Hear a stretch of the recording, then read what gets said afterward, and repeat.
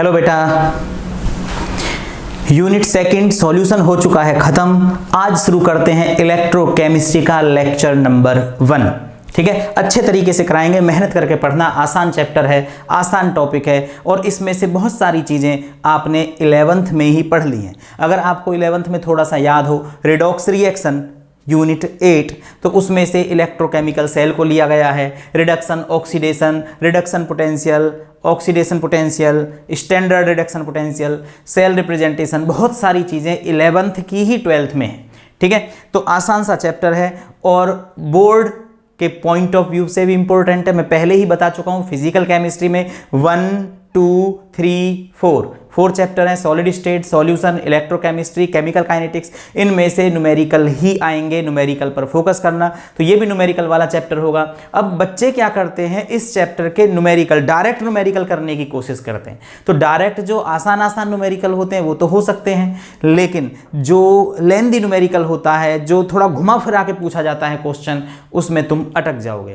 तो सबसे पहले कंसेप्ट क्लियर करना है, अच्छे से समझना है, और चैप्टर तो आसान है ही। तो यूनिट 3 इलेक्ट्रोकेमिस्ट्री शुरू होगा आज और लेक्चर नंबर 1। ठीक, मैं धर्मवीर तुम्हारा केमिस्ट्री टीचर और तुम हो इस समय अपने chemistry channel Brilliant Academy chemistry by Dharmveer sir. तो शुरू करते हैं हम unit 3 electrochemistry. Unit 3 electrochemistry हुआ। अब इलेक्ट्रोकेमिस्ट्री जो है वो 2 वर्ड से मिलकर के बना हुआ है। नंबर 1 इलेक्ट्रो और दूसरा केमिस्ट्री। इलेक्ट्रो का मतलब क्या है? इलेक्ट्रो का मतलब तो तुम समझ गए होगे तुरंत। इलेक्ट्रो का मतलब होता है electric current, electric current, electric current.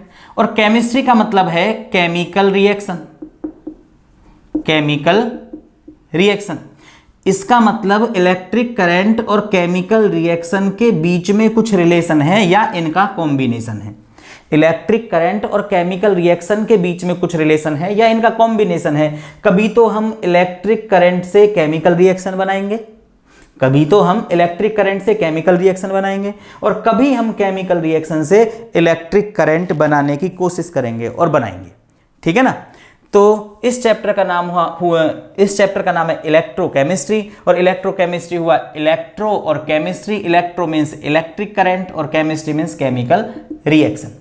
ठीक है, तो कभी तो आप इलेक्ट्रिक करंट से बनाओगे केमिकल रिएक्शन या केमिकल रिएक्शन से इलेक्ट्रिक करंट।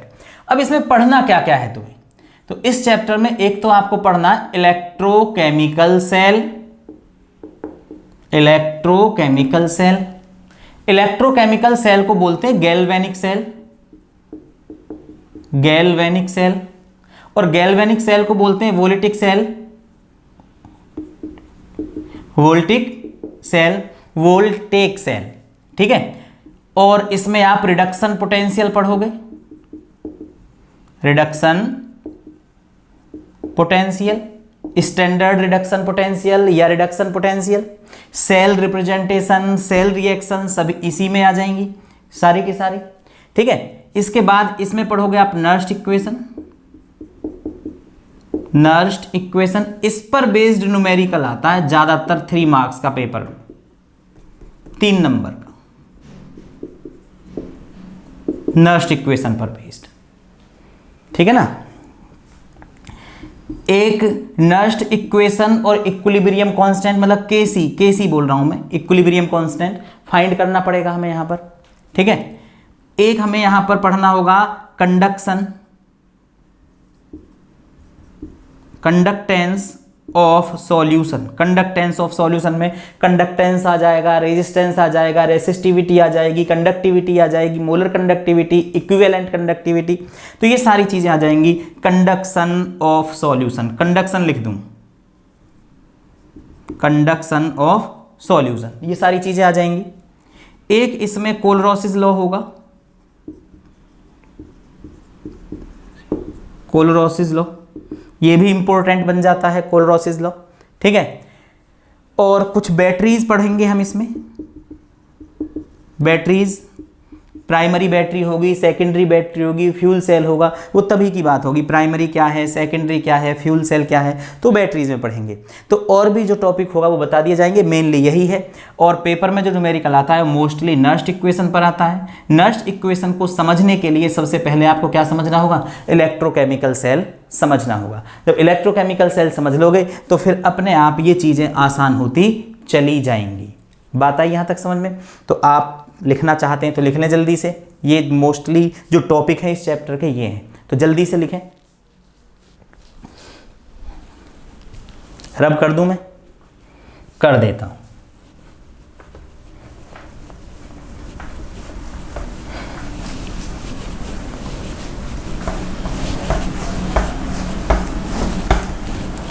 अब सबसे पहले मैं शुरू करूंगा इलेक्ट्रोकेमिकल सेल।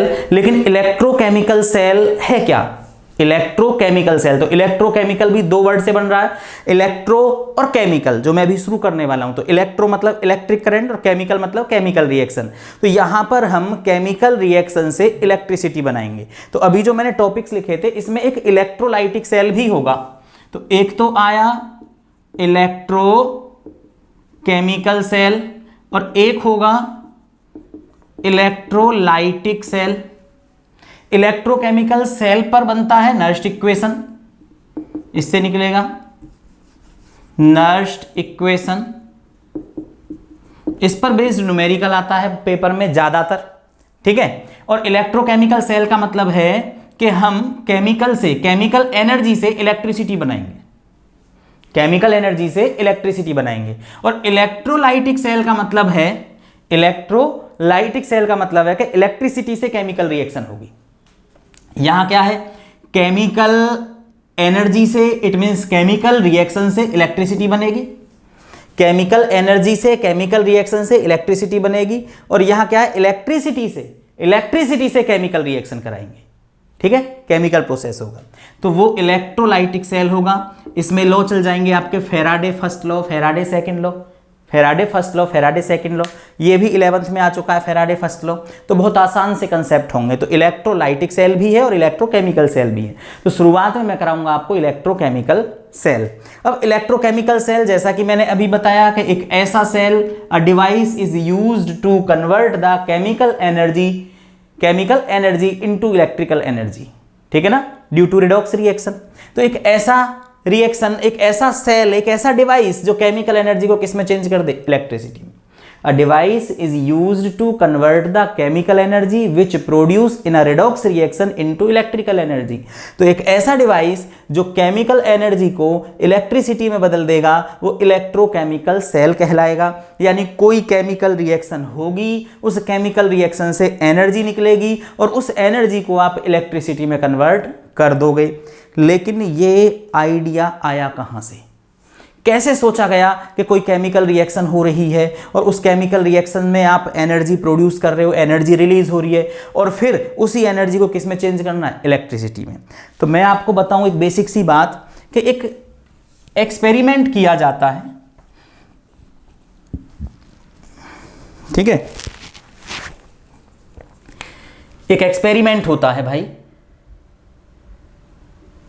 एक कंटेनर लिया, ये ले लिया, थोड़े डायग्राम ज़्यादा होंगे इसमें भाई, ऐसे बनाने पड़ेंगे, थोड़ा सा टाइम लगेगा। ले लिया कंटेनर और इस कंटेनर में सॉल्यूशन ले लिया जाता है कॉपर सल्फेट का। किसका? Copper sulphate.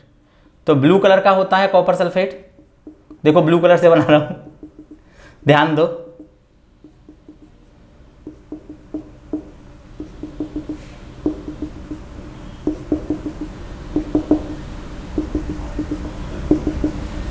ये कॉपर सल्फेट है, कॉपर सल्फेट एक्वस सॉल्यूशन, ये कॉपर सल्फेट है। इस कॉपर सल्फेट में हमने एक रॉड डाल दी जिंक की,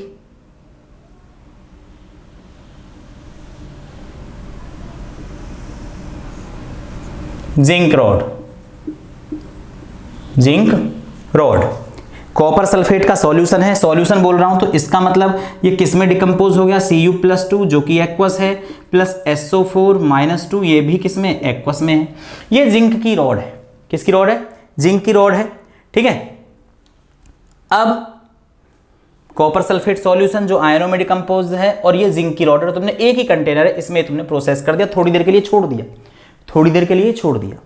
अब थोड़ी देर बाद तुम क्या देखते हो कि जो जिंक की रॉड है इसका वेट डिक्रीज होने लगता, इसका वेट डिक्रीज होने लगता, ये घटने लगा। पहले वेट को, यानी अब तुमने जो इसमें चेंज देखा वो चेंज क्या है? Number first, wait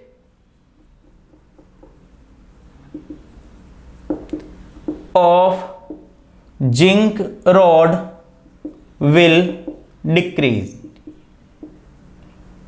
weight of zinc rod will decrease, यानी जो जिंक का मास है, जो जिंक का वेट है वो धीरे धीरे घटने लगा। जो सॉल्यूशन का ब्लू कलर है वो फेड होने लगा। सेकंड बात, blue colour of solution fades away, blue colour of solution fades away, यानी इसका वेट घटने लगा। जो ये रॉड तुम देख रहे हो इसका वेट घटने लगा, और जो सॉल्यूशन का ब्लू कलर है वो कैसे होने लगा? फेड होने लगा। नंबर तीसरी बात, red precipitate, red PPT settle down. तो जो रेड कलर का सॉल्यूशन है, मतलब रेड कलर का प्रेसिपिटेट है, वो नीचे बैठने लगा, नीचे। ये तुम देख रहे हो, एक्सपेरिमेंट हो रहा है, प्रैक्टिकल हो रहा है। तो जो रेड कलर का प्रेसिपिटेट है वो नीचे बैठने लगा। फिर क्या होता है, तुम इसमें एक टेम्परेचर लगाते हो, मतलब थर्मोमीटर लगाते हो।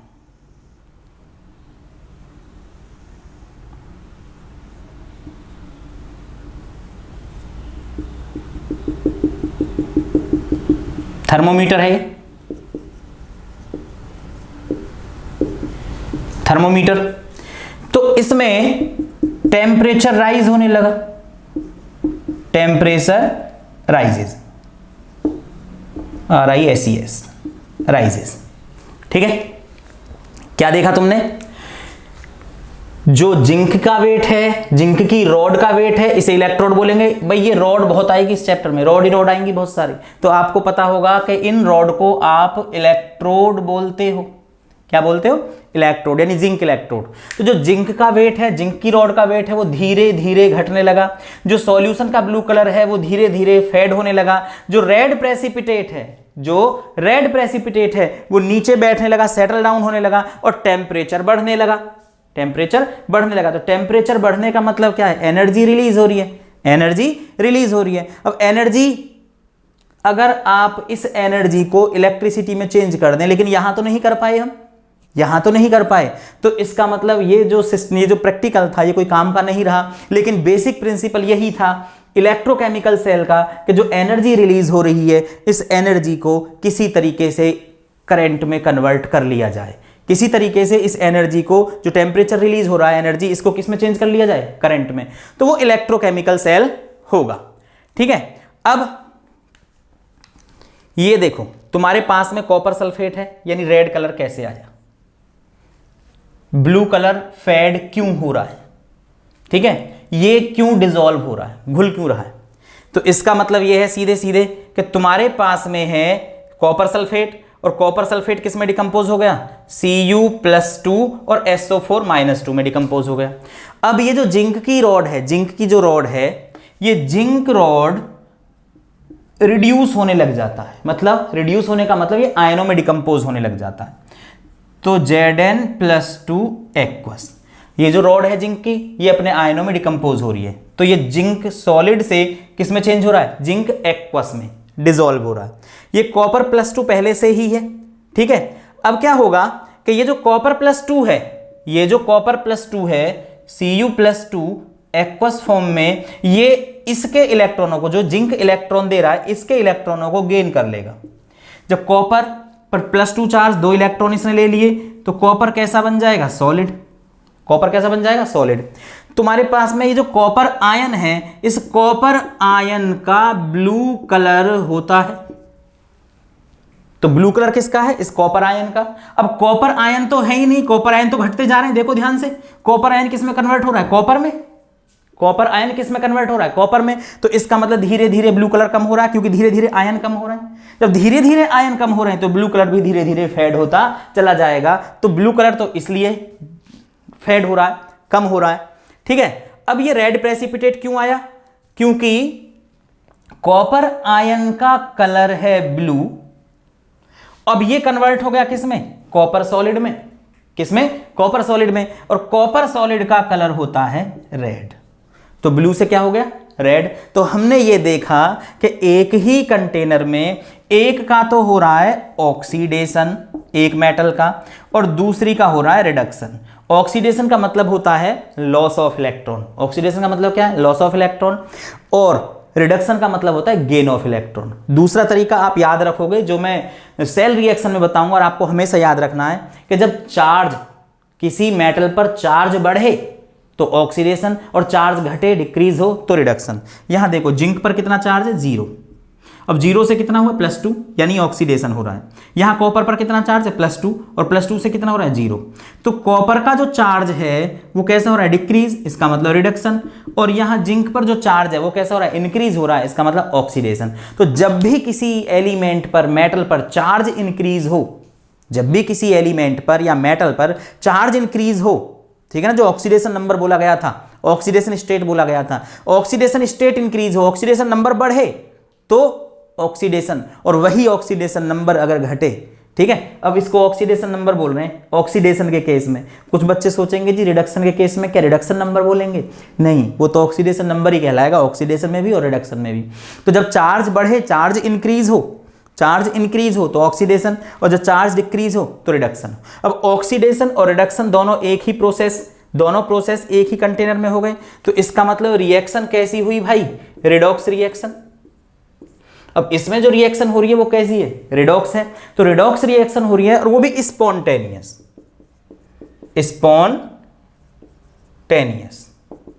तो redox spontaneous reaction, redox reaction जो कि स्पॉन्टेनियस है, जो अपने आप में हो रही है। एक बर्तन है, उसमें तुमने कॉपर सल्फेट डाला, उसके अंदर तुमने जिंक की रॉड डाली, पहले उसका कलर ब्लू था, धीरे धीरे रेड प्रेसिपिटेट नीचे बैठने लगता है, ब्लू कलर खत्म होने लगता है, डिक्रीज होने लगता है, कम होने लगता है। ये प्रोसेस कैसे हुआ? ऐसे हुआ क्योंकि रिडॉक्स रिएक्शन हो रही है। अब इस रिडॉक्स रिएक्शन में जो डेल्टा जी है, डेल्टा जी तो जानते हो आप, गिब्स फ्री एनर्जी। ये फ्री लिखा है, कभी ट्रिपल ई समझ जाओ इसे, फ्री गिब्स फ्री एनर्जी, जो कि लेस देन 0। तो लेस देन 0 का मतलब तो आप समझ गए होंगे, मैं नेगेटिव बोलना चाह रहा हूं। तो ये भी आपने पढ़ा है 11th क्लास में इक्विलिब्रियम में, कि जब delta G Gibbs free energy negative हो, 0 से कम हो, तो प्रोसेस स्पॉन्टेनियस होते हैं, और अगर 0 से बड़ी हो, पॉजिटिव हो, तो नॉन स्पॉन्टेनियस, जो कराए जाएंगे। समझ गए? तो स्पॉन्टेनियस प्रोसेस है जो अपने आप हो रहा है। तो बहुत सारे प्रोसेस अपने आप होते हैं जो स्पॉन्टेनियस है, जैसे पानी पहाड़ से गिरता है, स्पॉन्टेनियस प्रोसेस है। ये मारकर मैं यहां से छोड़ दूं तो स्पॉन्टेनियस है, ठीक है। एग्जाम हो ही ना, तुम्हारे एग्जाम हो ही नहीं, कोरोना चल रहा है, एग्जाम तुम्हारे बंद हो जाए कि जी एग्जाम नहीं हो रहे अब तुम्हारे, तो तुम पढ़ोगे नहीं स्पॉन्टेनियस प्रोसेस। एग्जाम आएंगे तो तुम पढ़ोगे, और एग्जाम नहीं हो रहे कोरोना की वजह से, एग्जाम खत्म, इस बार नहीं होंगे, बस अगली तुम सारे बच्चे पास अच्छे तरीके से, ठीक है। तो पढ़ोगे नहीं, पक्का नहीं पढ़ोगे, तो स्पॉन्टेनियस प्रोसेस। तो जो प्रोसेस अपने आप हो, जो प्रोसेस अपने आप हो स्पॉन्टेनियस, तो ये एक स्पॉन्टेनियस रिडॉक्स रिएक्शन हुआ इस कंटेनर में। फिर से सुन लो, इसका हुआ ऑक्सीडेशन, इस रॉड का, सॉल्यूशन में जो कॉपर है उसका हुआ रिडक्शन, रिडॉक्स रिएक्शन हो गई, रिडॉक्स रिएक्शन से एनर्जी रिलीज हुई। ये बेसिक आइडिया चुराया गया इलेक्ट्रोकेमिकल सेल के लिए। तो बात आ गई समझ में? इलेक्ट्रोकेमिकल सेल नहीं पढ़ाया मैंने अभी मैंने बताया कि इलेक्ट्रोकेमिकल सेल के लिए बेसिक आइडिया आया कहां से, तो यहां से आया। तो जल्दी से नोट डाउन कर लो, इसे मिटा दें।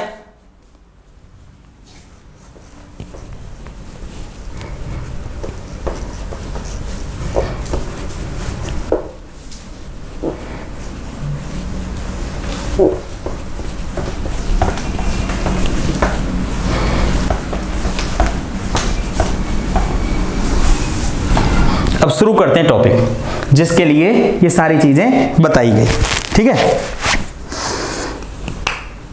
इलेक्ट्रोकेमिकल यहां से लिखता हूं, इलेक्ट्रो केमिकल सेल, जिसे बोला गया गैल्वेनिक सेल, गैल्वेनिक सेल, जिसको बोला गया voltaic cell,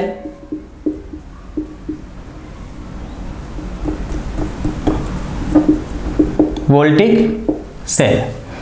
electrochemical cell, galvanic cell, voltaic cell, ज्यादातर इसी नाम से जाना जाता है, इलेक्ट्रोकेमिकल सेल। ठीक है, अब होता क्या है इलेक्ट्रोकेमिकल सेल? एक ऐसा सेल जो केमिकल एनर्जी को इलेक्ट्रिसिटी में कन्वर्ट कर दे। एक ऐसा सेल जो केमिकल एनर्जी को, केमिकल एनर्जी कहां से आएगी? किसी रिडॉक्स रिएक्शन से आएगी। रिडॉक्स रिएक्शन क्या होता है? जिसमें ऑक्सीडेशन और रिडक्शन दोनों हो रहे हो। तो एक ऐसा सेल, एक ऐसा डिवाइस जो केमिकल एनर्जी को किस में चेंज कर दे? इलेक्ट्रिसिटी में चेंज कर दे, क्या बोलेंगे? Electrochemical cell. तो छोटी सी डेफिनेशन लिख देता हूं इसकी, जो बोल रहा था, a device is used to convert, a device is used to convert a device is used to convert chemical energy which produce in a redox reaction into electrical energy is called, जो तुम्हारा मन करे वो लिख दो, electrochemical cell, galvanic cell, voltaic cell, जो तुम्हारा मन करे। ठीक है, तो एक ऐसा डिवाइस जो केमिकल एनर्जी को, ठीक है, केमिकल एनर्जी को किस में चेंज कर दे? इलेक्ट्रिसिटी में। A device is used to convert chemical energy, जो किसी रिडॉक्स रिएक्शन में प्रोड्यूस हुई थी या हुई है, उसको इलेक्ट्रिसिटी में बदल दे। क्या बोल दोगे आप उसको? इलेक्ट्रोकेमिकल सेल बोल दोगे। अब ये जो इलेक्ट्रोकेमिकल सेल है, इसको गैल्वेनिक सेल बोल रहे हैं, ठीक है, वोल्टिक सेल बोल रहे हैं। अब एक है डैनियल सेल, डैनियल सेल। तो डैनियल सेल एग्जाम्पल है इलेक्ट्रोकेमिकल सेल का। और भी बहुत सारे सेल होते हैं electrochemical cell. Nickel cadmium cell है, nickel cadmium, NiCd, nickel cadmium cell. Daniel cell copper और जिंक का सेल है। किसका? कॉपर और जिंक, मीन्स जिंक और कॉपर, इसका सेल है। तो ये जो डैनियल सेल है एक एग्जाम्पल है इलेक्ट्रोकेमिकल सेल का। ये इलेक्ट्रोकेमिकल सेल नहीं है, इलेक्ट्रोकेमिकल सेल का एक एग्जाम्पल है डैनियल सेल, जिंक और कॉपर के लिए। तो नॉर्मली जो सेल बताया जाता है वो जिंक कॉपर का बताया जाएगा। सेल तो और भी हो सकते हैं, क्रोमियम लेड का हो सकता है, क्रोमियम लेड का हो सकता है, निकिल कैडमियम का हो सकता है, ठीक है, निकिल सिल्वर का हो सकता है। तो कुछ भी सेल हो सकता है। तो वो सारे एग्जाम्पल हैं जो मैंने बोला अभी। जिंक कॉपर का सेल डैनियल सेल है, जो इलेक्ट्रोकेमिकल सेल का एक एग्जाम्पल है। ठीक है, लेड निकिल का सेल हो सकता है। तो सेल कुछ भी हो सकता है, सेल कुछ भी हो सकता है, लेकिन जो नॉर्मली लिया जाता है वो एग्जाम्पल कॉपर और जिंक वाला लिया जाता है, जो डैनियल सेल है और इलेक्ट्रोकेमिकल सेल का एक एग्जाम्पल है, जो मैं अभी लेकर के चलने वाला हूं। ठीक है, तो जल्दी से ये डेफिनेशन लिख लें इलेक्ट्रोकेमिकल सेल की, जल्दी लिखें, मिटा दें।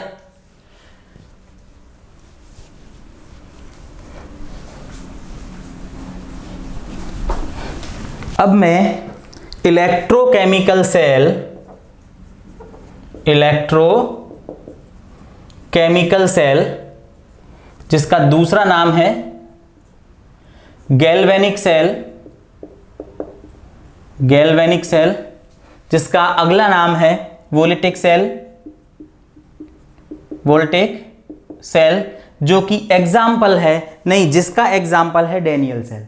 ठीक है, अब एक ऐसा सेल जो इलेक्ट्रिसिटी को, जो केमिकल एनर्जी को इलेक्ट्रिसिटी में बदलेगा। ठीक है, तो अब हम बनाना शुरू करते हैं भाई।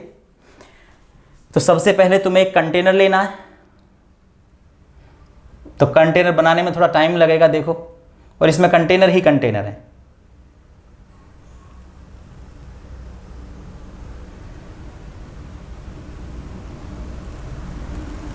इतना बहुत है।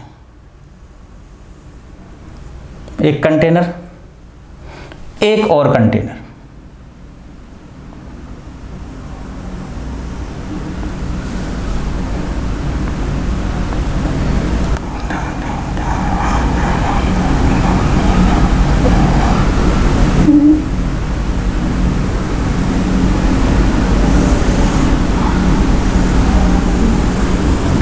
2 कंटेनर लिए,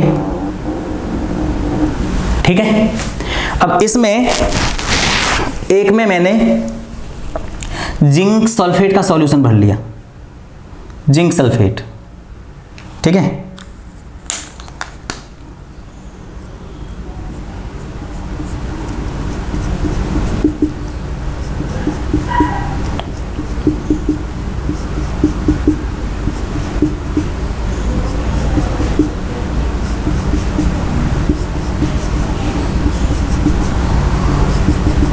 ये जिंक सल्फेट का सॉल्यूशन है, ठीक है। और इसमें मैंने भर लिया कॉपर सल्फेट का सॉल्यूशन, भर लिया, ठीक है। थोड़ा डायग्राम वगैरह में टाइम लगेगा बेटा आज, तो देखते रहो, मन करे तो स्किप कर सकते हो वीडियो जब मैं डायग्राम बनाऊं, लेकिन समझाने वाली चीजें स्किप ना हो जाए। तो एक में तुमने लिया है जिंक सल्फेट का सॉल्यूशन, ZnSO4 सॉल्यूशन, और एक में तुमने लिया है कॉपर सल्फेट सॉल्यूशन। ये जिंक सल्फेट सॉल्यूशन और ये कॉपर सल्फेट सॉल्यूशन। अब जिंक सल्फेट में सॉल्यूशन में मेटल क्या है, जिंक। कॉपर सल्फेट में क्या है, कॉपर। तो जो मेटल है सॉल्यूशन में उसी की इलेक्ट्रोड लो, स्ट्रिप लो, ठीक है। तो यहां हमने ली जिंक की रॉड, जिंक रॉड। अब इसमें मेटल कौन सी है, कॉपर, तो यहां ले लो कॉपर की रॉड,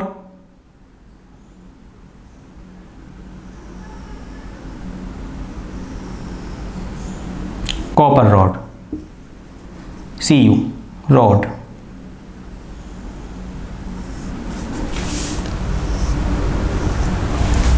अब दोनों को एक कंडक्टिंग वायर के थ्रू कनेक्ट कर दो। एक वोल्ट मीटर लगा दो या अमीटर लगा दो, यहां पर अमीटर लगा दिया या वोल्ट मीटर लगा दिया मैंने, V।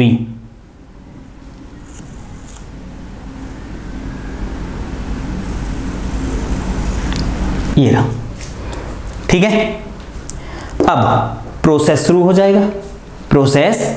जाएगा, प्रोसेस क्या है कि जो तुम्हारा जिंक मेटल है, पहली बात तो ये जो जिंक सल्फेट है ये है Zn+2 जो कि एक्वस है, प्लस SO4-2 ये भी एक्वस है। ये जो कॉपर सल्फेट है ये है Cu+2 एक्वस और प्लस में SO4-2 एक्वस, यानी ये भी एक्वस है और ये भी एक्वस है, दोनों आयनों में डिकम्पोज हो गए। अब प्रोसेस क्या होगा, प्रोसेस ये होगा कि जो जिंक रॉड है ये जिंक रॉड का ऑक्सीडेशन शुरू हो जाएगा, और ऑक्सीडेशन का मतलब होता है लॉस ऑफ इलेक्ट्रॉन। यानी ये जो जिंक है, ये जो जिंक रॉड है ये धीरे धीरे अपने इलेक्ट्रॉन लूज करने लगेगा, धीरे धीरे इलेक्ट्रॉन लूज करने लगेगा। तो जो जिंक है ये वाला, समझते रहे ना बात को, ये जो जब इसमें से इलेक्ट्रॉन निकलेंगे तो ये रॉड किस में चेंज होता चला जाएगा, घटने लगेगा, मास घटने लगेगा, क्योंकि ये आयन में चेंज हो रहा है, तो इलेक्ट्रॉन रिड्यूस कर रहा है, ऑक्सीडेशन हो रहा है। तो ये जो जिंक है ये इलेक्ट्रॉन ये निकल रहे इसमें से इलेक्ट्रॉन। अब ये इलेक्ट्रॉन किसके इलेक्ट्रॉन है, जिंक के, जिंक आयन में चेंज, Zn+2 एक्वस लगा लेना यहां पर, ये एक्वस यहां इकट्ठा होता जा रहा है, इकट्ठा होता जा रहा है, इकट्ठा होता जा रहा है, और ये जो इसके इलेक्ट्रॉन है ये रॉड में into the rod, into the electrode, थोड़ा बड़ा लिख देता हूं, इनटू द इलेक्ट्रोड। तो ये जो इलेक्ट्रॉन है, इलेक्ट्रॉन इलेक्ट्रॉन इलेक्ट्रॉन इलेक्ट्रॉन, तो पूरी रॉड में इलेक्ट्रॉन भर गए। तो इलेक्ट्रॉन भरने की वजह से चार्ज कैसा आ गया, नेगेटिव आ गया, चार्ज कैसा आ गया, नेगेटिव। अब ये इलेक्ट्रॉन ये जाने लगे, यहां ज्यादा इलेक्ट्रॉन होते जा रहे हैं, ज्यादा इलेक्ट्रॉन होते जा रहे हैं, तो ये जा रहे इलेक्ट्रॉन, ये जा रहे, ये आ रहे इलेक्ट्रॉन। अब इलेक्ट्रॉन इसमें आ गए, और इस रॉड के थ्रू जैसे ही इस कॉपर आयन ने इस इलेक्ट्रॉनों को देखा, जो इलेक्ट्रॉन यहां रहे, ये कॉपर खुश हो गया, भाई कॉपर पर कैसा चार्ज आ रहा है, +2, कॉपर पर कैसा चार्ज आ रहा है, +2। अब इस +2 ने किसको खींच लिया अपनी तरफ, इलेक्ट्रॉन को। तो जो ये Cu+2 एक्वस था इसने इलेक्ट्रॉनों को लिया और क्या बन गया, कॉपर सॉलिड। क्या बन गया, कॉपर सॉलिड। तो अब ये कॉपर सॉलिड इस पर डिपॉजिट होने लगा, इसका मास बढ़ने लगा, ठीक है। तो कॉपर कैसा हो गया, न्यूट्रल। तो वैसे तो ये न्यूट्रल है क्योंकि कॉपर ने इलेक्ट्रॉन पॉजिटिव चार्ज था, इलेक्ट्रॉन गेन कर लिया, न्यूट्रल हो गया। तो वैसे तो ये न्यूट्रल है, लेकिन इसकी कंपैरिजन में यहां पर कैसा चार्ज है, पॉजिटिव। यहां पर कैसा चार्ज है, पॉजिटिव। अब इलेक्ट्रॉन फ्लो हो रहे हैं इधर ऑक्सीडेशन से रिडक्शन की तरफ, और करंट फ्लो होगा पॉजिटिव टू नेगेटिव की तरफ, ठीक है। अब इसको आप बोलोगे एनोड, याद रखना एनोड, और इसको बोलोगे आप कैथोड। इसको याद रखने का एक तरीका है, मैं लिख देता हूं यहां पर LOAN, इसको याद रखना, लोन। लोन का मतलब, L का मतलब हो गया लेफ्ट, इसका मतलब दो कंटेनर हैं, दोनों में से एक को लेफ्ट में रखना है और एक को राइट में रखना है। अब लेफ्ट में किसे में, लेफ्ट में कौन सा कंटेनर रखें, कौन सा बर्तन रखें, तो ऑक्सीडेशन वाला लेफ्ट में, ऑक्सीडेशन, ऑक्सीडेशन, ठीक है। राइट में क्यों नहीं, तो राइट में भी रख सकते हो, ऐसी कोई बात नहीं है। तो ये जो कंटेनर है ये वाला, ये राइट में भी रख सकते हो, लेफ्ट में भी रख सकते हो, लेकिन परंपरा चली आ रही है कि भाई हमें ऑक्सीडेशन वाला लेफ्ट में ही रखना, राइट में भी रख दोगे तो कोई दिक्कत नहीं है, तुम पर डिपेंड कर रहा है भाई लेफ्ट में रखो या राइट में रखो, ऑक्सीडेशन वाला इरेक्ट किधर भी रख दो, उससे कोई दिक्कत नहीं है।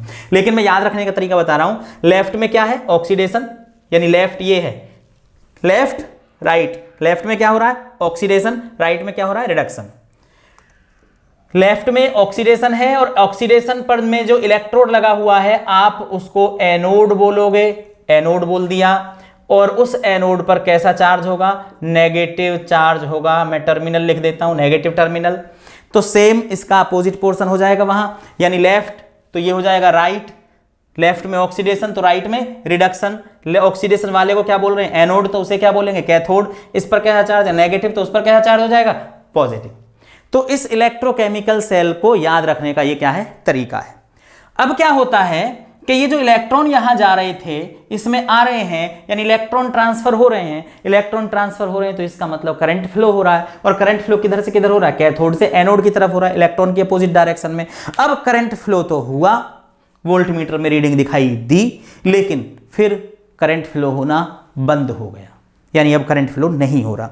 यानी chemical oxidation, reduction, chemical reaction, redox reaction, oxidation reduction means redox reaction. जब करंट फ्लो होना अब बंद हो गया, इसका मतलब तुमने काम तो किया भाई, ये जो मॉडल है वर्क तो कर रहा है, केमिकल एनर्जी से इलेक्ट्रिसिटी चेंज हो रही है, लेकिन कॉन्टिन्यूअस नहीं हो पा रही। तो दिक्कत क्या आई, ऐसी क्या दिक्कत हो गई जो करंट कॉन्टिन्यूअसली फ्लो नहीं हो पा रहा। अब उस दिक्कत को ढूंढना है, उस प्रॉब्लम को सॉल्व करना है, ठीक है। अब उस प्रॉब्लम को सॉल्व करना है जी हमें, तो देखते हैं जरा क्या दिक्कत हुई। दिक्कत ये हुई कि जब तुम ये जिंक रॉड इसमें डिसॉल्व होता जा रहा है तो चारों तरफ जिंक भर गया, Zn+2 Zn+2 Zn+2+2+2+2+2+2 सारे में +2। जब +2+2 सारे सॉल्यूशन में भर गया है, इट मींस एक्स्ट्रा हो गया सॉल्यूशन, न्यूट्रलिटी खत्म हो गई। मान लो ये 1 मोलर सॉल्यूशन था, 1 मोलर यानी 1 मोल ये और 1 मोल ये, तो +2 -2 कैंसिल हो गया, 0 चार्ज। अब इसमें +2 चार्ज आ गया और +2+2+2, तो पॉजिटिव चार्ज बढ़ता जा रहा है इसके अंदर। अब पॉजिटिव चार्ज इतना बढ़ता जा रहा है कि इस पॉजिटिव चार्ज ने इन इलेक्ट्रॉनों को रोक लिया, इस पॉजिटिव चार्ज ने इस इलेक्ट्रॉनों को क्या कर लिया, रोक लिया, पकड़ लिया कि नहीं जाने देंगे, हम नहीं जाने देंगे तुम्हें, ठीक है। और जब ये इलेक्ट्रॉन जा ही नहीं पा रहे तो इसका मतलब करंट फ्लो नहीं हो रहा। सेम कंडीशन इधर हो गई। क्या कंडीशन हुई इधर, इधर तुम्हारे पास में था कॉपर +2 SO4 -2, इलेक्ट्रॉन आने से पहले कॉपर +2 सल्फेट -2 +2 न्यूट्रल हो गया, ये +2 ये -2 न्यूट्रल हो गया, 1 मोलर तो बिल्कुल क्लियर चल रहा है, न्यूट्रलिटी मेंटेन है। अब क्या होता है कि जैसे ही इलेक्ट्रॉन आए तो ये +2 खत्म होने लगा, +2 खत्म। तो क्या बचा इसमें, -2 मतलब सल्फेट -2, SO4 -2 तो इसमें SO4 बढ़ता चला गया। जब SO4 बढ़ता चला गया तो इधर से क्या चीज आ रही थी, इलेक्ट्रॉन आ रही थी, और यहां क्या बढ़ रहा है, SO4 -2। तो यहां से इलेक्ट्रॉन आए, कैसा चार्ज, नेगेटिव क्या करेगा, रिपेल करेगा, नेगेटिव नेगेटिव क्या करेगा, रिपेल। तो इसका मतलब जो इलेक्ट्रॉन पहले आ रहे थे अब वो इलेक्ट्रॉन नहीं आ रहे हैं, ये रिपेल करना चाहता है, ये देना ही नहीं चाहता। तो ये दिक्कत हो गई इस सॉल्यूशन में। अब करंट हम कॉन्टिन्यूसली फ्लो कैसे करें, तो करंट कॉन्टिन्यूसली फ्लो करने का तुम्हारे पास में एक ही तरीका है कि किसी तरीके से तुम इस सॉल्यूशन और इस सॉल्यूशन जो अनन्यूट्रल हो गए हैं, इस सॉल्यूशन और इस सॉल्यूशन को जो अनन्यूट्रल हो गए हैं किसी तरीके से न्यूट्रल कर दो, किसी तरीके से न्यूट्रल कर दो, तो करंट कॉन्टिन्यूसली फ्लो हो जाएगा। अब उसके लिए क्या तरीका है, तो उसके लिए तरीका है सॉल्ट ब्रिज। क्या है, सॉल्ट ब्रिज। तो अब सॉल्ट ब्रिज लगा रहे हैं।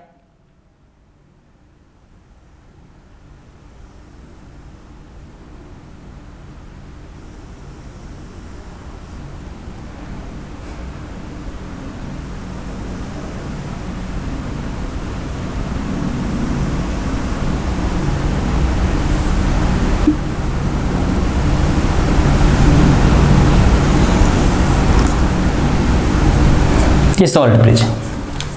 अब इसमें तुम्हें इलेक्ट्रोलाइट भरना है। तो सबसे पहली बात तो इलेक्ट्रोलाइट इनर्ट होना चाहिए। कैसा होना चाहिए, इनर्ट। इनर्ट क्या होता है, अभी मैं धीरे धीरे टॉपिक पर आऊंगा, पहले यहां की बात कर लेते हैं।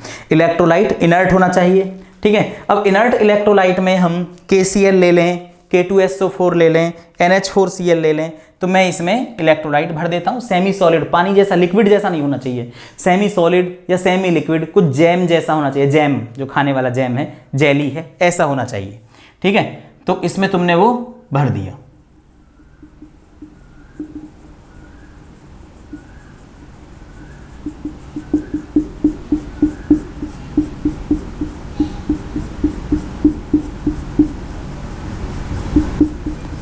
ठीक है, डायग्राम है, थोड़ा सा टाइम लगेगा भाई, बनाने में भी तुम्हें टाइम लगेगा, मुझे भी टाइम लग रहा है, लेकिन समझ में अच्छा आ रहा होगा, ये पक्की बात है। समझते रहो।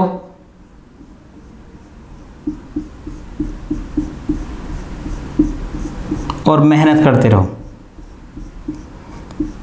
पढ़ाई मत छोड़ देना। स्पॉन्टेनियस प्रोसेस, कभी समझो कोरोना चल रहा है और पढ़ाई बंद, पेपर नहीं होंगे, तो पेपर तो होंगे भाई।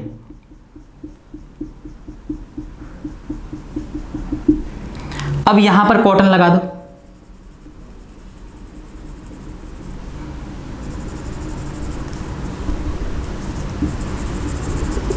कॉटन,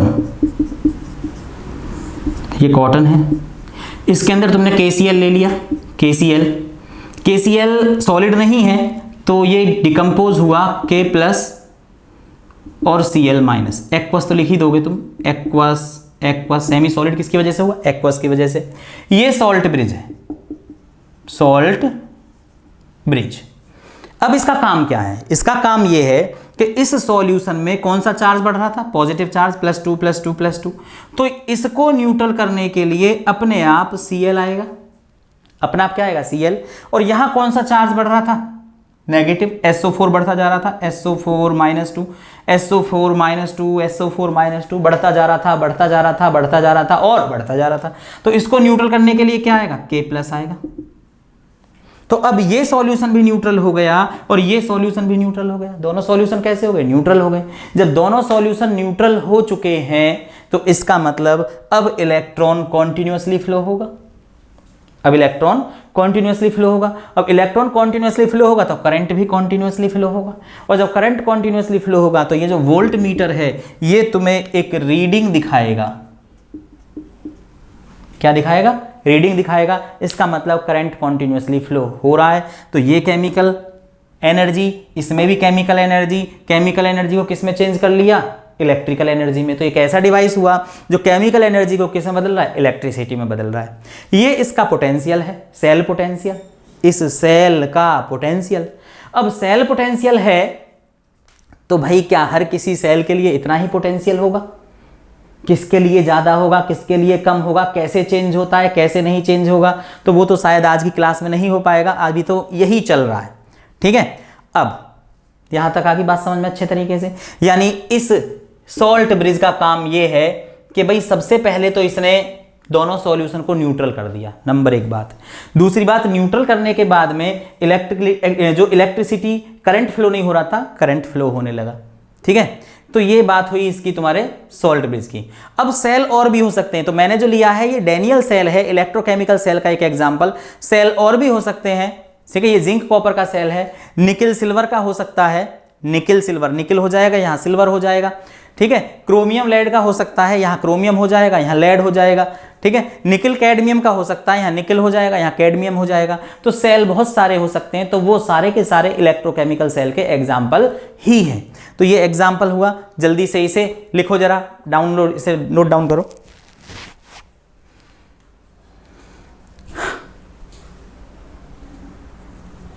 ये पता लग गया, फिर से देख लो। लेफ्ट में क्या हो रहा है, ऑक्सीडेशन, राइट में क्या होगा, रिडक्शन।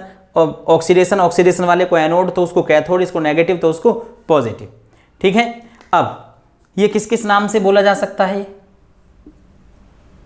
जो लेफ्ट वाला है, तो आप इसे बोल सकते हो oxidation half cell, oxidation half cell, ये ऑक्सीडेशन हाफ सेल हुआ।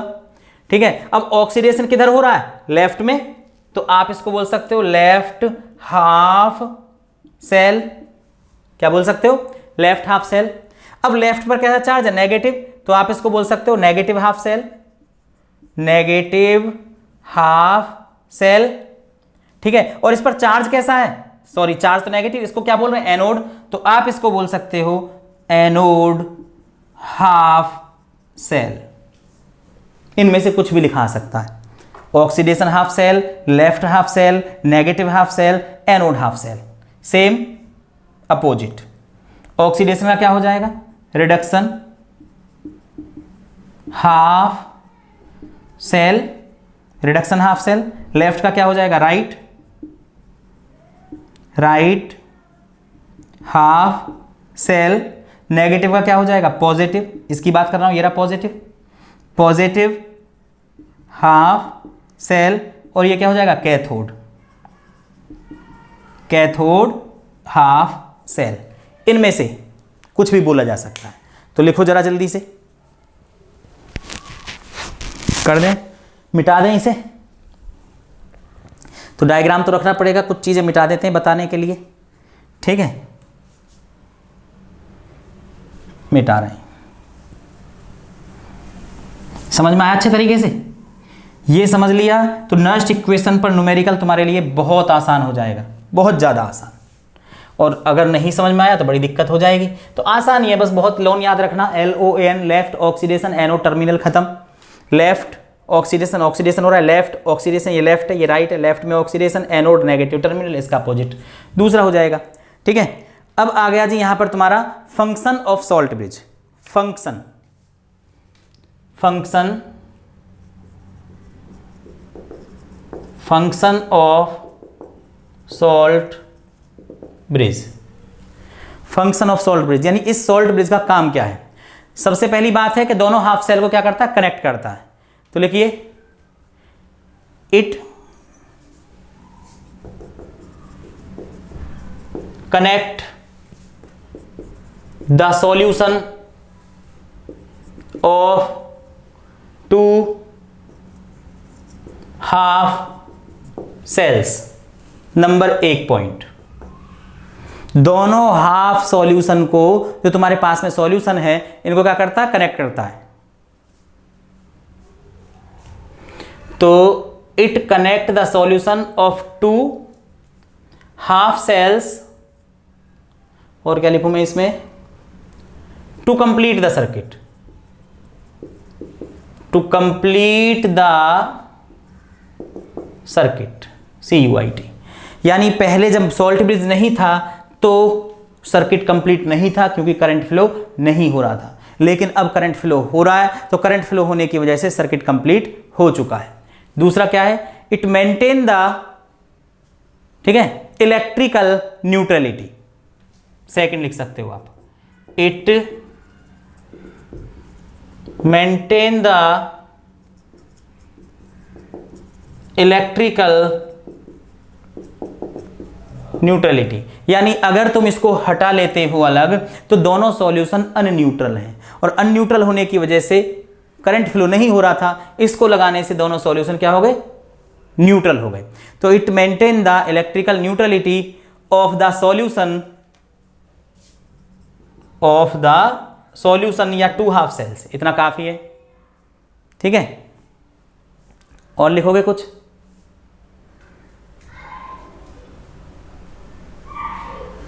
अगर तुम सॉल्ट ब्रिज को हटा लेते हो, तो क्या करंट फ्लो होगा? नहीं होगा, मतलब current zero.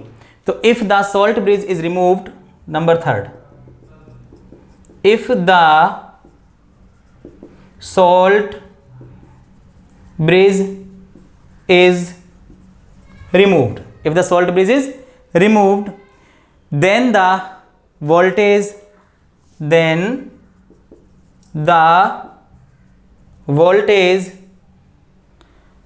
drop to zero. If the salt bridge is removed, then the voltage drop to zero. ठीक है। वैसे ये दो मेन फंक्शन है बस, नंबर 1 और नंबर 2। ये तीसरा तो वैसे ये पता ही है आपको, ये हटा लिया तो करंट फ्लो नहीं होगा, ठीक है। एक और लिख दूं, ये बड़ा रेयरली होता है, रेयर केस में, 12th में तो नहीं बताते हैं। 12th से जब तुम तैयारी करते हो नीट वगैरह की, तब इस पॉइंट को बताते हैं, ठीक है। इट प्रिवेंट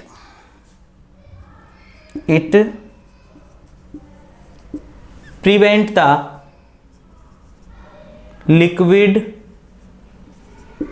लिक्विड जंक्शन मतलब मिलना, जहां दो लिक्विड मिलेंगे, junction potential,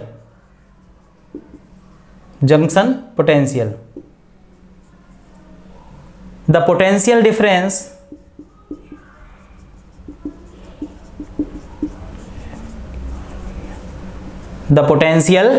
difference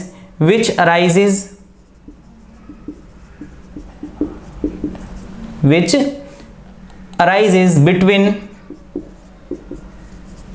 two solution when they brought BROUGHT in contact with each other,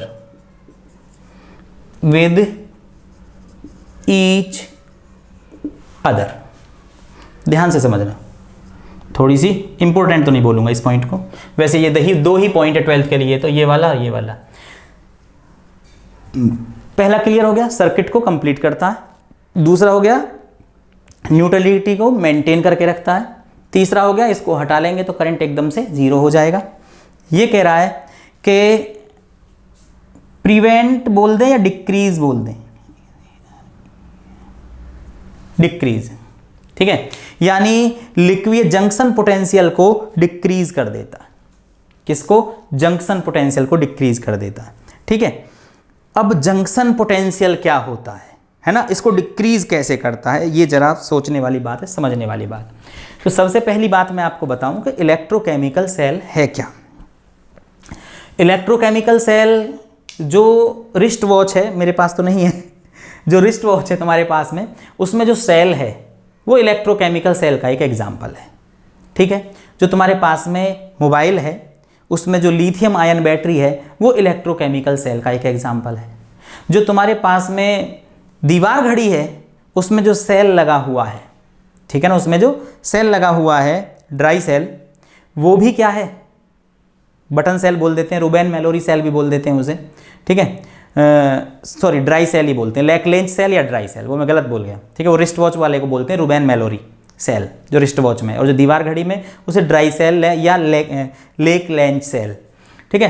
तो उसमें सब में क्या है, केमिकल भरा हुआ है। जो तुम्हारे घर में लेड स्टोरेज बैटरी है, लेड स्टोरेज बैटरी, ठीक है ना, उसमें भी क्या है, लेड स्टोरेज बैटरी क्या है, जो इन्वर्टर वाली बैटरी, उसमें भी क्या है, केमिकल। तो ऐसे नहीं होता जैसे मैंने तुम्हें बताया है कि भाई ये अलग बर्तन हो गया, ये अलग बर्तन हो गया, ये ऑक्सीडेशन हो गया, रिडक्शन हो गया, ठीक है। बेसिक प्रिंसिपल यही है, लेकिन सिस्टम तो एक ही है पूरा। अब मान लो तुम्हारे पास में एक सेल है, बैटरी वाला सेल ले लो, टॉर्च वाला सेल ले लो, या घड़ी वाला, दीवार घड़ी वाला सेल ले लो, या हाथ में जो रिस्ट वॉच है वो उसका सेल ले लो। उसके अंदर क्या है, वो एक सेल है, चारों तरफ से कवर है, स्टील के उससे मेटल से स्टील टाइप जैसा दिखता है हमें, वो रिस्ट वॉच की बात कर रहा हूँ। उसके अंदर क्या केमिकल, अब उस केमिकल के अंदर क्या होगी, रिडॉक्स रिएक्शन। वो केमिकल क्या करेगा, रिडॉक्स रिएक्शन, और वो रिडॉक्स रिएक्शन किस में चेंज हो जाएगी, इलेक्ट्रिसिटी में, जिसकी वजह से वो मैकेनिकल पूरा जो घड़ी है वो चलती रहती है।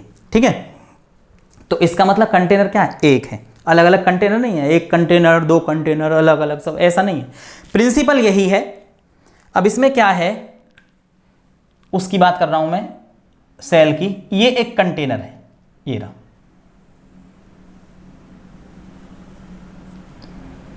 ठीक है। इसको तुमने दो पार्ट में डिवाइड कर लिया है, तो एक तरफ तुमने भर लिया सॉल्यूशन,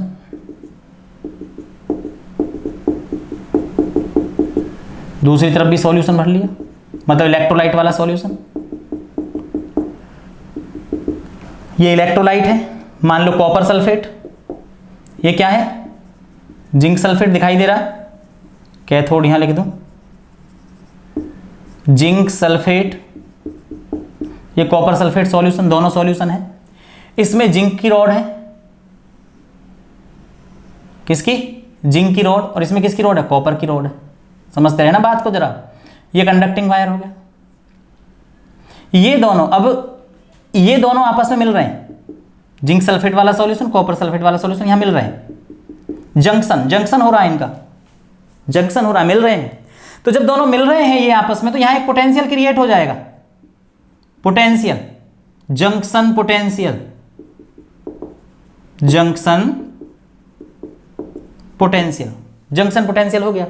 अब ये जंक्शन पोटेंशियल क्या काम करेगा, ये जंक्शन पोटेंशियल इसके फ्लो होने वाले करंट को रोकेगा, जो इसमें फ्लो करंट हो रहा है, जो इस सर्किट में जो यहां करंट फ्लो हो रहा है उसको रोकेगा। कैसे, ये तो घट रहा था मास धीरे धीरे, इसका मास बढ़ रहा था, इसका मतलब यहां positive positive positive positive positive positive बढ़ता जा रहा था, इसमें negative negative negative negative negative बढ़ रहा था। तो पॉजिटिव किससे जुड़ रहा है, नेगेटिव से। जब पॉजिटिव नेगेटिव जुड़ने लगे, आपस में मिलने लगे, तो यहां एक जंक्शन पोटेंशियल, जंक्शन यानी मिल रहे हैं, तो एक पोटेंशियल क्रिएट हो गया। तो पॉजिटिव बढ़ेगा कब, जब सॉल्यूशन अनन्यूट्रल होगा, नेगेटिव बढ़ेगा कब, जब सॉल्यूशन अनन्यूट्रल होगा, और जब सॉल्यूशन अनन्यूट्रल है दोनों, तो करंट फ्लो नहीं होगा। तो इसका मतलब जितना ज्यादा जंक्शन पोटेंशियल बढ़ेगा, उतना ही इसमें करंट की स्पीड धीरे धीरे घटती चली जाएगी। अगर तुम इस जंक्शन पोटेंशियल को कम कर दो, पॉजिटिव पॉजिटिव पॉजिटिव पॉजिटिव कम कर दिया, नेगेटिव नेगेटिव नेगेटिव नेगेटिव कम कर दिया, तो जब ये कम होते जाएंगे, इसका मतलब सॉल्यूशन न्यूट्रलिटी की तरफ बढ़ रहा है। जब पॉजिटिव खत्म, पॉजिटिव खत्म, पॉजिटिव खत्म और पॉजिटिव खत्म, तो सॉल्यूशन किसकी तरफ बढ़ रहा है, न्यूट्रलिटी की तरफ, क्योंकि पॉजिटिव चार्ज को तुम खत्म करते जा रहे हो। तो ये सॉल्ट ब्रिज उसी का काम है, क्योंकि ये सॉल्ट ब्रिज इसके पॉजिटिव चार्ज को खत्म कर रहा है, और यही सॉल्ट ब्रिज इसके नेगेटिव चार्ज को खत्म कर रहा है। तो दिन को कम कर रहा है, कम, खत्म नहीं, कभी तुम जीरो समझ लो, कम कर रहा है, तो उसको हम बोलते हैं जंक्शन पोटेंशियल। तो बात आ गई समझ में। तो ये जो सॉल्ट ब्रिज है, ये जंक्शन पोटेंशियल को क्या करता है, कम करता है, डिक्रीज करता है। ठीक है, तो जल्दी से लिख लो फंक्शन ऑफ सॉल्ट ब्रिज, जल्दी।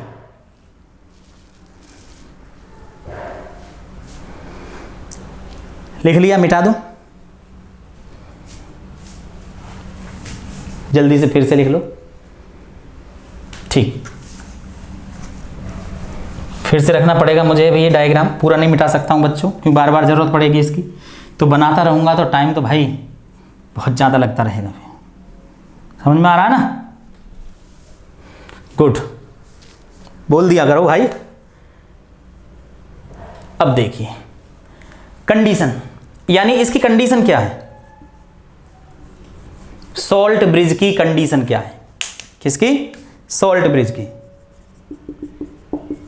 Condition of salt bridge, condition of salt bridge. Number एक, इनर्ट इलेक्ट्रोलाइट, जब मैं कह रहा था इलेक्ट्रोलाइट इनर्ट होना चाहिए, तो इलेक्ट्रोलाइट जो है तुम्हारा कैसा होना चाहिए, इनर्ट होना चाहिए। इनर्ट मतलब रिएक्शन ना करे। जैसे तुमने KCl लिया, क्या लिया, KCl, तो ये जो KCl है, ये KCl यहां रिएक्शन नहीं कर रहा है, जिंक, ये जिंक की रॉड है, जिंक रॉड, ठीक है, और ये जिंक सल्फेट है, ZnSO4, ये कॉपर की रॉड है और ये सॉल्यूशन क्या है, कॉपर सल्फेट है। ठीक है, अब तुम में से कुछ बच्चे बोलेंगे कि जी जो KCl है, ये KCl जब जिंक के साथ रिएक्शन करेगा, क्योंकि इसमें तो जिंक भरा हुआ है Zn+2, तो ये दोनों जुड़ जाएंगे, तो क्या बन जाएगा, ZnCl2 बन जाएगा। और ZnCl2 तो सॉल्ट है, लेकिन तुम्हें ये पता होना चाहिए कि ZnCl2 हाईली सॉल्यूबल होता है। कैसा होता है, हाईली सॉल्यूबल, यानी सॉल्ट बन गया, सही बात है, लेकिन वो तुरंत घुल भी तो गया, तो हम पे क्या फर्क पड़ा भाई। ठीक है, डिसॉल्व हो गया, तुरंत सॉल्ट बना, तुरंत घुल गया, खत्म बात। तो इनर्ट मतलब रिएक्शन ना करे, अगर रिएक्शन कर गया, प्रेसिपिटेट बन गया, नीचे बैठ गया, तो फिर आयन कैसे मूव करेंगे, करंट कैसे फ्लो होगा, समझ रहे हो ना, केमिकल रिएक्शन होगी, फिर तो वहां लफड़ा हो रहा है। तो आप K2SO4 ले सकते हो, तो सेम कंडीशन हो जाएगी। ऐसे ही यहां पर तो आपको जो इलेक्ट्रोलाइट लेना है वो इलेक्ट्रोलाइट इनर्ट लेना है, यानी रिएक्शन ना करे, रिएक्शन कर भी ले तो सॉल्ट बना ले, तो वो सॉल्ट हाईली सॉल्यूबल होना चाहिए, जो तुरंत डिकम्पोज हो जाए। ठीक है, तो ये तो पहली कंडीशन हुई। दूसरी कंडीशन क्या है, दूसरी कंडीशन ये है कि गुड मोबिलिटी ऑफ आयंस होना चाहिए। गुड मोबिलिटी यानी इसके जो आयन है वो अच्छे तरीके से मूव करने चाहिए। ठीक है, तो मैंने बोला इसमें पहली बात तो इनर्ट इलेक्ट्रोलाइट KCl ले सकते हो, K2SO4 ले सकते हो, NH4Cl ले सकते हो। तो KCl, K2SO4, NH4Cl, ये हो गया। तो गुड मोबिलिटी लिखूं, good ionic mobility, good ionic mobility and equal mobility, equal mobility of cation and anion, cation and anion.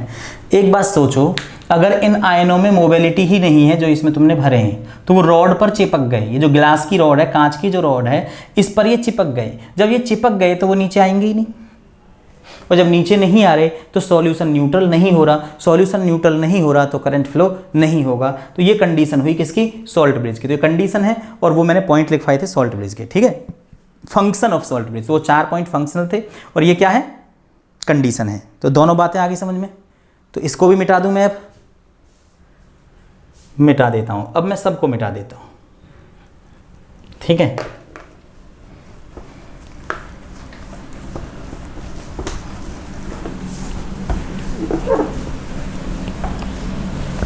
मिटा दिया।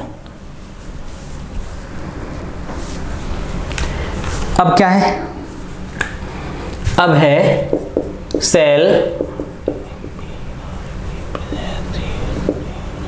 Cell representation. सेल को रिप्रेजेंट कैसे करना है, तो हमारे पास में जो सेल था अभी वो किसका था, जिंक और कॉपर का। ठीक है, तो जिंक किस में चेंज हो रहा था, Zn+2 में, और कॉपर किस में चेंज हो रहा था, Cu+2 में। तो देखो जरा, गलत, कॉपर हो रहा था Cu+2 से Cu में चेंज हो रहा था। तो हमेशा याद रखना कि ये सॉल्ट ब्रिज का सिंबल होता है, ये सॉल्ट ब्रिज का सिंबल है। तो ये बात तुम कभी भूलोगे नहीं, LOAN, left oxidation, anode negative. तो सॉल्ट ब्रिज के लेफ्ट में क्या है, ऑक्सीडेशन। ठीक है, लेफ्ट में क्या हो रहा था, ऑक्सीडेशन। ऑक्सीडेशन किसका हो रहा था, जिंक का। तो तुम्हारे पास में जिंक था जो कि सॉलिड था, और ये किस में चेंज हो गया, Zn+2 जो कि एक्वस है। ठीक है, तुम्हारे पास में अब राइट में क्या हो रहा है, रिडक्शन। रिडक्शन किसका हो रहा है, कॉपर का। कॉपर क्या कर रहा था, इलेक्ट्रॉन गेन कर रहा था। इसका मतलब Cu+2 था जो कि एक्वस था, और क्या बन गया, Cu जो कि सॉलिड है। तो ये हुआ तुम्हारा सेल रिप्रेजेंटेशन। क्या हुआ, सेल रिप्रेजेंटेशन। ठीक है, दूसरा अगर तुम ले सकते हो NiAg सेल, ये है NiAg सेल, दूसरा एग्जांपल NiAg सेल। ठीक है, यहां लिख देता हूं NiAg सेल। अब इसमें क्या है कि निकिल का क्या हो रहा है, ऑक्सीडेशन। इसका मतलब ये सॉल्ट ब्रिज है, ये रहा सॉल्ट ब्रिज। सॉल्ट ब्रिज के लेफ्ट में क्या होता है, ऑक्सीडेशन। लेफ्ट में क्या है, ऑक्सीडेशन। ये याद रखना, लेफ्ट में ऑक्सीडेशन, हमेशा हमेशा याद रखना। तो लेफ्ट में क्या, ऑक्सीडेशन। ऑक्सीडेशन किसका हो रहा है, निकिल का। तो निकिल सॉलिड है, निकिल से हो रहा है Ni+2 जो कि एक्वस है। अब सिल्वर है तो सिल्वर क्या था, आयन, आयन सिल्वर +1 होता है भाई, तो ये हो जाएगा एक्वस और ये हो जाएगा प्लस से सिल्वर जो कि सॉलिड है। तो ये हो गया इसका सेल। ठीक है, 1 मिनट गेट बंद कर दो बच्चों, किसी बच्चे ने गेट खोल दिया। गेट खोलने पर साउंड आने लगती है बच्चों। तो ये पहला एग्जाम्पल बताया मैंने, ये सेकंड एग्जाम्पल बताया जो कि निकिल सिल्वर का था। ठीक है, अब मैंने लिया तीसरा CrPb, PB lead, lead cell, third chromium lead cell. तो फिर से वही बात, ये सॉल्ट ब्रिज है, सॉल्ट ब्रिज के लेफ्ट में क्या होगा, ऑक्सीडेशन, लेफ्ट में क्या होगा, ऑक्सीडेशन। ऑक्सीडेशन किसका हुआ, क्रोमियम का। तो Cr जो कि सॉलिड है इससे चेंज हो रहा है Cr+3 में जो कि एक्वस है। ठीक है, और ये किस में चेंज हो रहा है, Pb+2 जो कि एक्वस है, किस में चेंज हो रहा है, Pb में। तो Pb+2 से किस में चेंज हो रहा है, Pb में। तो ये एग्जाम्पल मतलब ये रिप्रेजेंटेशन हुआ सेल का, क्या हुआ, रिप्रेजेंटेशन। ठीक है, इसके बाद बारी आती है सेल रिएक्शन की। तो cell representation and cell reaction, ध्यान से समझना। सेल रिप्रेजेंटेशन सेल रिएक्शन लगभग एक जैसे ही होते हैं, बस अंतर इतना है कि सेल रिप्रेजेंटेशन में हम आयन को इक्वल करके नहीं रखते हैं, इट मीन्स उसको हम न्यूट्रल नहीं रखते हैं, रिएक्शन को कोफिशिएंट नहीं लिखा जाता है। जैसे यहां देखो, यहां निकल के कितने इलेक्ट्रॉन दिए इसने, 2, सिल्वर ने कितना लिया, 1, तो मैं 2 से मल्टीप्लाई नहीं किया, तो नंबर नहीं लिखे जाते सेल रिप्रेजेंटेशन में। और सेल रिएक्शन में बैलेंस रिएक्शन लिखी जाएगी, लेकिन इलेक्ट्रॉन से इलेक्ट्रॉन को कट करना है। ठीक है, तो देखो मैं यही लिख रहा हूं भाई, ये कभी नहीं भूलोगे, LOAN, ये कभी नहीं भूलोगे। तो लेफ्ट में क्या हो रहा है, ऑक्सीडेशन, और ऑक्सीडेशन को क्या बोल रहे हैं, एनोड। तो मैं लिख देता हूं एट एनोड, एट एनोड। तो एनोड ऑक्सीडेशन मतलब लेफ्ट, यानी ये वाला पोर्शन लेफ्ट है, ये वाला। तो जिंक से क्या हुआ, Zn+2, याद रखना ये सॉलिड है, ये एक्वस है। कब, जब इसने 2 इलेक्ट्रॉन दिए। ठीक, नेक्स्ट आ गया एट कैथोड। तो समझ गए गैप लेकर के क्यों चल रहा था, क्योंकि मुझे रिएक्शन बतानी थी, तो एक बार के लिखने में डबल काम हो जाएगा। एट कैथोड, अगर ऑक्सीडेशन लेफ्ट में है तो राइट में क्या हो जाएगा, रिडक्शन, और वो भी कैथोड पर। तो ये Cu+2 जो कि एक्वस है, इसने इन इलेक्ट्रॉनों को गेन कर लिया, प्लस इलेक्ट्रॉन, क्या बन गया, Cu। अब ऐड दोनों को जोड़ दो, इलेक्ट्रॉन से इलेक्ट्रॉन कट जाना चाहिए तो कट गए, ये कट गए। तो ये क्या है, जिंक जो कि सॉलिड है, Cu+2 जो कि एक्वस है, Zn+2 जो कि एक्वस है, Cu जो कि सॉलिड है। तो ये ओवरऑल रिएक्शन होगी, ओवरऑल रिएक्शन, ओवरऑल रिएक्शन। अब देखो, देख रहे हो, लाइन खींच दी मैंने। ठीक है, जिंक पर कितना चार्ज है, 0। अब 0 से कितना हो रहा है, +2।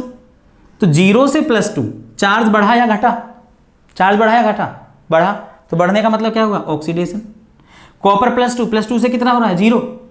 तो चार्ज बढ़ा या घटा, इंक्रीज और डिक्रीज मीन्स डिक्रीज, और डिक्रीज मतलब रिडक्शन।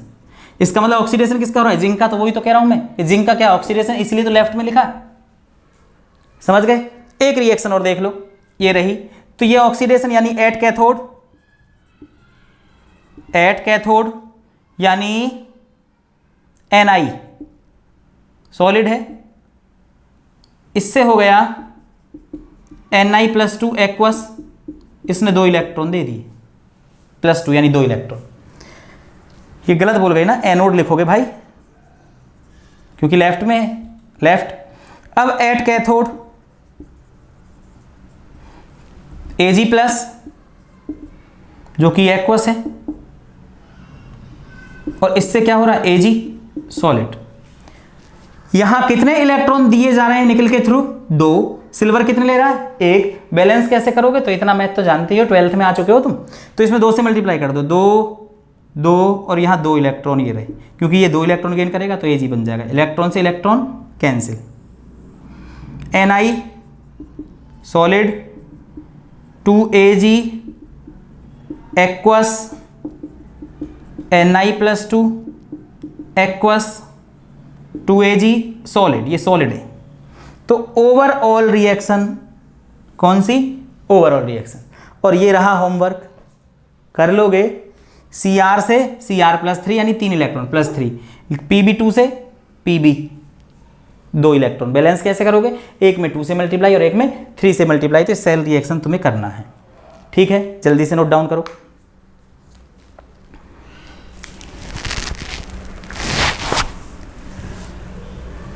कर लिया?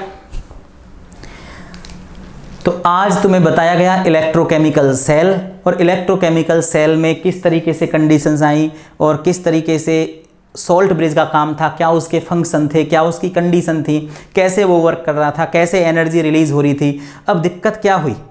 दिक्कत क्या थी उसमें? दिक्कत अब ये आ गई कि भाई इलेक्ट्रोकेमिकल सेल रिडॉक्स रिएक्शन के थ्रू हो रहा है, मतलब ऑक्सीडेशन भी रिडक्शन भी। सेल पोटेंशियल कुछ आ रहा है 1.10 जिंक और कॉपर के लिए। अगर मैं आपसे पूछूं केवल ऑक्सीडेशन बताओ, केवल रिडक्शन बताओ, तो आप नहीं बता सकती।